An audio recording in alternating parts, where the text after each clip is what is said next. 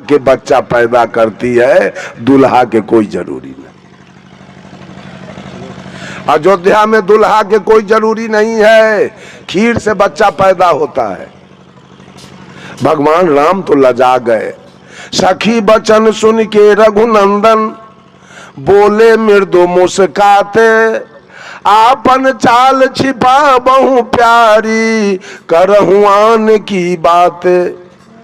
भगवान राम मरवा पर कहते हैं, कोई नहीं जन्मे मातु पिता बिनु बांधे वेद की नीति, तुम्हारे तो सब मही से उपजे हमरे अस नहीं रीति। कहा क्या अपना शिकायत छिपाती हो, हमको बेइज्जत करने आई हो मरवा पर। अरे यही ना कहने आई हो कि अयोध्या में खीर से बच्चा पैदा होता है, दुल्हा के जरूरी ना है। तो हम भी सुने हैं जनकपुर में खेत से बच्चा पैदा होता है, दुल्हन के जरूरी ना है। ये चमत्कार की बात सब, झूठ फूस की बात सब बता बता करके इस भोली भाली जनता के, देखिए अध्यात्म में, अध्यात्म जिसका नाम है उसमें कोई मिलावटबाजी करता है, उसमें कोई झूठ फेंकता है, उसमें कोई गलत बात बोलता है, तो उसके ऐसा गद्दार इस धरती पर कोई नहीं माना जाएगा। क्यों दूध में पानी मिलाया गया उतना नुकसान नहीं होगा, आटा में चोकर मिलाया गया उतना नुकसान नहीं होगा, घी में डलडा मिलाया गया उतना नुकसान नहीं है, चावल में कंकर मिलाया गया उतना नुकसान नहीं है। लेकिन अध्यात्म में चमत्कार मिलाया गया तो जनता के लिए स्वर्ग नरक का सवाल पैदा लेता है, कल्याण का सवाल पैदा लेता है। ये मिलावटबाजी करने वाले एक नंबर के हत्यारा माने जाएंगे। किसी के जीवन को इन्होंने नुकसान पहुंचाना शुरू किया है। बंधुओं, जरा इस पर विचार किया जाए। मैंने कहा श्रद्धावादी बनो तो मां के प्रति श्रद्धा रखो, इसलिए कि मां का दिया हुआ ये तन है आपका, मां का दिया हुआ ये तन है। और आपको पढ़ा लिखा के इंजीनियर कौन बनाया था, डॉक्टर कौन बनाया था, प्रोफेसर कौन बनाया था, एसपी डीएसपी कौन बनाया था, कलेक्टर कौन बनाया था? पिता ने। सारा खर्चा देकर, मजदूरी करके, बटैया जोत के, ठीका जोत के, मवेशी पाल के, दुकानदारी करके, आधा पेट खा करके, फाटल कपड़ा पहन के, और आपके लिए सब कुछ किया। वही पिता ने आपको इंजीनियर, डॉक्टर, प्रोफेसर बनाया। उसी पिता ने आपके लिए जमीन खरीदा, उसी पिता ने आपके लिए महल मकान बनाया, उसी पिता ने आपके लिए गाड़ी घोड़ा खरीदा, उसी पिता ने आपके लिए गाय भैंस खरीदा, और उसी पिता ने आपका विवाह शादी कराया। आज बेटा किसका पूजा कर रहा है, किसका लागत है मेरे जीवन में? गौर कीजिए, मेरे जीवन में किसका लागत है, किसकी पूजा होनी चाहिए? साहब कबीर ने कहा पिता की सेवा होनी चाहिए, मां की सेवा होनी चाहिए, और पिता की सेवा होनी चाहिए। ये दोनों का लागत मेरे जीवन में है। मां ने तन दिया है और पिता ने धन दिया है।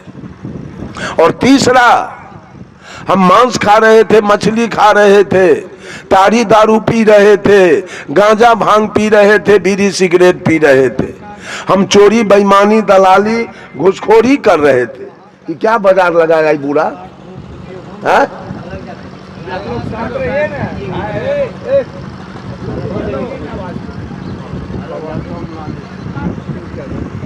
बंधुओं, हमारे ऊपर पंचायती हो रही थी, हम पंचायती में थूक चाट रहे थे, हम कहीं गाली सुन रहे थे, लात जूता खा रहे थे, हम जेल जा रहे थे। इन सारे पाप कर्मों से मुझे निकाला किसने?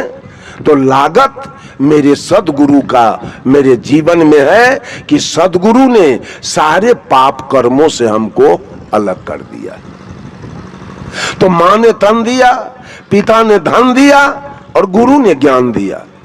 इसके अलावा कोई आदमी उठ के बोलिए कि आपके जीवन पर किसका लागत है, किसकी पूजा होनी चाहिए, किसकी सेवा होनी चाहिए, वो ईमानदारी से कोई उठ के बोलिए, मैं अभी उसका सफाई करूंगा कि और किसका लागत मेरे जीवन में है।